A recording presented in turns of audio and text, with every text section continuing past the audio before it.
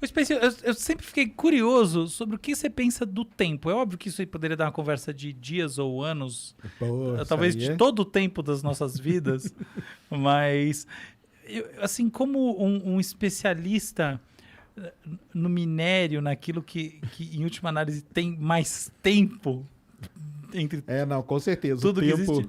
O tempo pra gente é outro papo, Desculpa né, cara? pedir isso, mas como você é um cara muito sábio, muito inteligente, Não, você pode cara. contar um pouquinho pra gente o que Assim, você você pensa tem que... hoje em dia? Quais são as suas reflexões? Não, contar sobre o tempo é babaca, mas assim, me fala aí, o que você anda pensando? Por exemplo, eu andei escutando muito o Carlos Rovelli e eu nem cheguei a ler o último livro dele, aquele sobre o Acordo de Copenhague, sobre, enfim, o clima? Bohr e tal. Não, isso é sobre física quântica, sobre a fundação da física Do quântica. tempo mesmo, entendi. É sobre o tempo mesmo. Entendi. E ele conhece. E eu nem cheguei a ler esse livro, mas eu vi algumas palestras dele e li alguns artigos que comentam ele, porque no fundo é muito mais fácil. Você tem que começar pelos comentadores quando o assunto é complexo, né?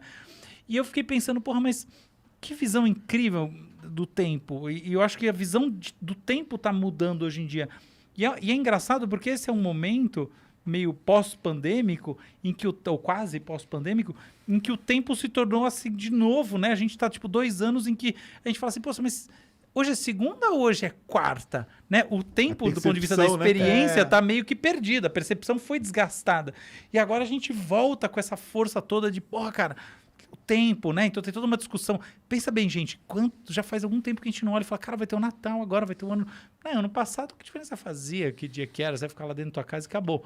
Então, me fala aí, como você anda Cara, pensando? eu acho que essa fase aí da pandemia e tal foi a melhor coisa pra mostrar pro pessoal como que o tempo é um negócio relativo, cara. Com Entendeu? certeza. As pessoas, a gente lê, né? Fala, o tempo é relativo, que não sei o quê. Agora nós vivemos na pele. Então o pessoal brinca, né? Não, paramos aqui, vamos direto pra 2022, ou sei lá pra quando, né? Que vai acabar mesmo e tal, essa confusão toda. Mas o fato das pessoas começaram a prestar atenção, ficar só em casa. Foi um negócio, cara, que mudou, assim, totalmente a percepção do tempo, cara. Passa mais devagar quando tá só em casa, né? Então, totalmente relativo. Na verdade, não mudou nada, são as mesmas horas. Mas mudou tudo. Só que o cara que fica em casa agora, antes ele ficava no trânsito, antes ele ia na empresa, tomava cafezinho, não sei o quê. Na hora que ele via no final do dia, cara, trabalhei 3 horas. Em casa, pô, tô cansado pra caramba. Por quê? Porque ele ficou trabalhando direto. É o chefe pedindo, o outro não sei o quê. Cara, trabalhei 8 horas. Caramba, fazia tempo que eu não trabalhava 8 horas. Mas você não ia pra trabalhar todo dia? Ia, cara. Então, cara, isso aí foi um negócio que foi legal demais. Foi triste pra caramba, mas foi legal demais para as pessoas verem e sentirem na pele como que o tempo é realmente relativo, cara. O tempo tá ligado no cérebro, né, cara? E quando... É como que o Cara, cérebro isso que percebe ele tá o tempo, falando é cara. genial, cara. É o seguinte, a gente tende a tomar o tempo como uma coisa em si, mas as equações, por exemplo, o pessoal que tá... A coisa mais avançada, uma das mais avançadas que está acontecendo na física, sempre, tá? Não é de hoje, é a chamada gravitação quântica, que é a tentativa de juntar as teorias do Einstein, essa coisa toda que é da área dele. Coisa muito grande Coisa com a muito pequena. Isso, é esse papo. Que é a relatividade que lida com muito grande, com o quântico que lida muito pequeno. Como juntar essas coisas? Tem que ter uma coisa aqui no meio Pra que ter liga a elas. física Isso. que explica tudo, né? E o Exato. tempo não entra nas equações. Conta pro pessoal isso aí. Não é pra ele... por conta disso, né, cara? Então, o que entra é isso aí que ele falou, que a tal da gravidade quântica seria uma maneira de você ligar isso e o tempo você tira de fora, porque o tempo ele tá ligado com a relatividade. Exato. Com as coisas muito grandes, que é onde o tempo passa diferente. Você chega perto de um buraco negro, passa diferente. Você tá longe, se você viaja perto da velocidade da luz, passa de um outro jeito. Então, e já no quântico ali não tem isso. Então, cara, o que tem de diferente entre as coisas, né? Nós temos que tirar ela do lado para Por que poder elas não se juntar, conectam, né? Exato. Por que uma teoria explica uma coisa e não explica a outra? Pode ser, o problema pode estar no tempo. Esse lance do tempo dele passar diferente perto do buraco negro ou próximo da velocidade da luz, o que essas coisas nos dizem sobre o próprio tempo? Que ele é constante, que ele é... O que é? Exato, não é, né, cara? Esse é que é o negócio. Que não é constante e... Parece que tudo já aconteceu, na real. Né? Exato. E tem várias discussões. A primeira discussão sobre o tempo é quando que ele começou. Será isso que daí é de fritar o cérebro. Pô, na escola me ensinaram que foi no Big Bang. Então, será que... E antes? Será que não tinha nada? O que tinha antes? Onde que Essa é uma questão, na né? física a gente chama da flecha do tempo, cara. Aonde que ela foi disparada para começar tudo isso, entendeu? Então, assim, a gente considera isso, mas o próprio Stephen Hawking, cara, a última entrevista que ele deu, pouco tempo antes dele morrer, foi pro Neil deGrasse Tyson, e a discussão... Adoro ele. E a discussão dos dois era, o que veio antes do Big Bang, cara? Eu tenho uma O que pira, sabia? aconteceu antes ali? Tinha tempo? Não tinha? Não tinha nada. Tipo, Mas aí não que era tá. nada. Quando você entra pra parte quântica, quando você enfia o quântico ali, pode ser que tinha, cara.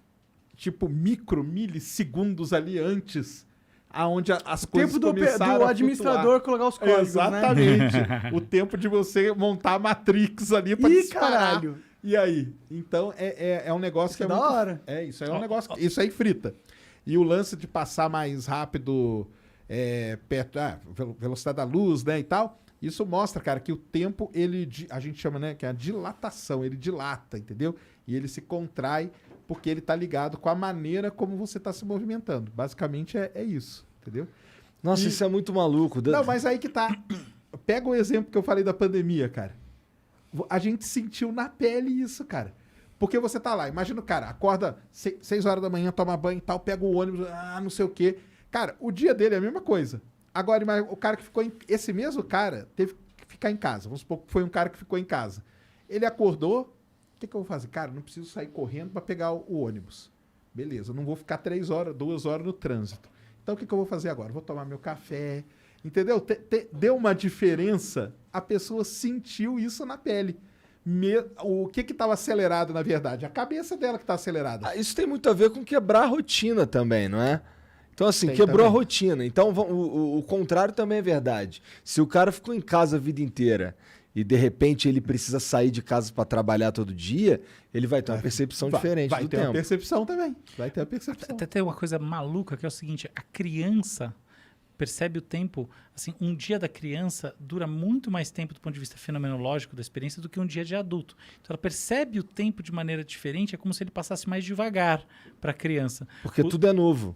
Não é só isso, tem a ver com o funcionamento do cérebro mesmo. O que o Sérgio falou é a grande verdade. Assim, a grande tendência hoje em dia é entender que não existe o tempo. O tempo é um feixe de sentidos, tá? Então, por exemplo, a gravidade atrai o tempo, tá? Então, seus pés são mais velhos que a sua cabeça, porque, em última análise, seus pés estão mais próximos da Terra, que é uma grande massa que vai puxá-la, tá? Então, o seu pé está andando, tá aqui dentro desse invólucro do ponto de vista de atrações maior do que esse invólucro de atrações que está na sua cabeça. A diferença é mínima, mas é isso. 2 relógios em 2 posições diferentes, um mais alto que o outro, vão medir o tempo de maneira diferente, se esses relógios forem muito precisos. Isso aí etc. a gente mostra com os satélites que estão em volta da Terra. Exato. Você tem que GPS, Você por tem que exemplo. acertar o GPS, exatamente. Ele tem um relógio atômico ali. Caralho, não que sabia ele tem- disso. aliás, isso aí não é das blá, blá, blá. provas, é uma das provas que a relatividade existe. É essa. Exato. É essa.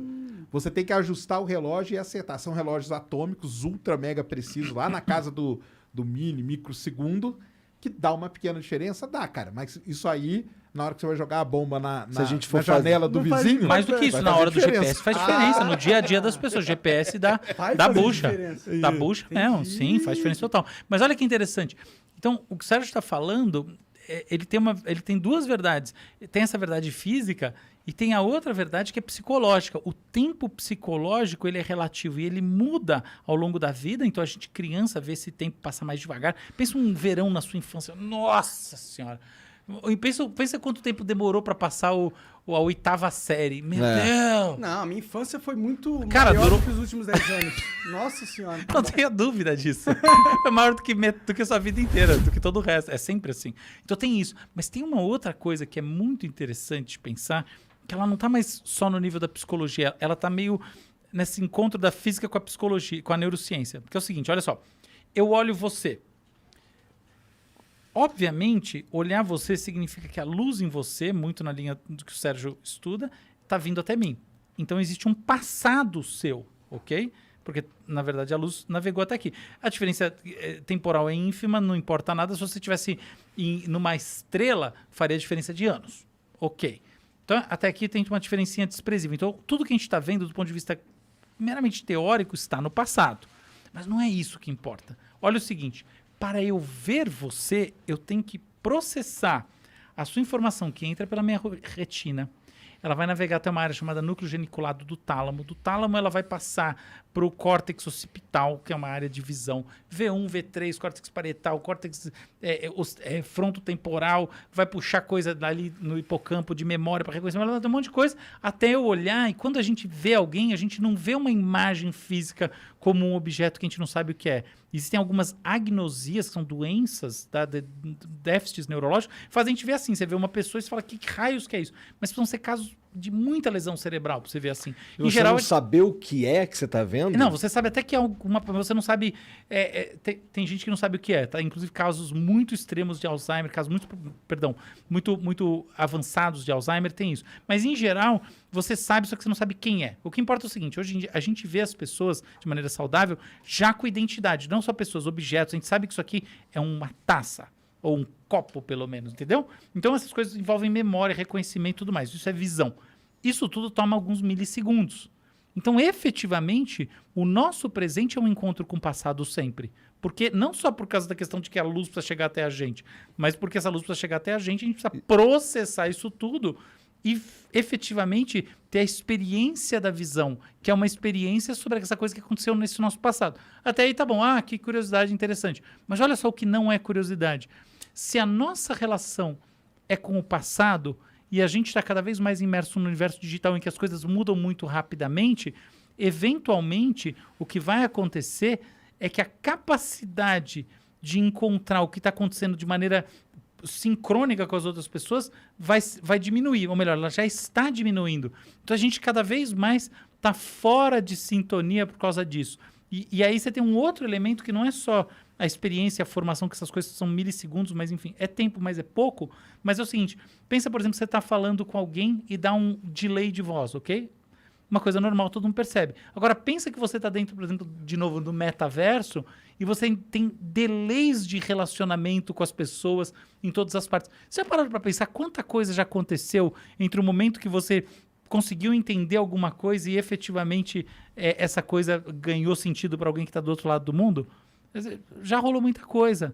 Então a gente está cada vez mais, na minha visão, ampliando esse espaço entre o tempo presente de cada uma das pessoas.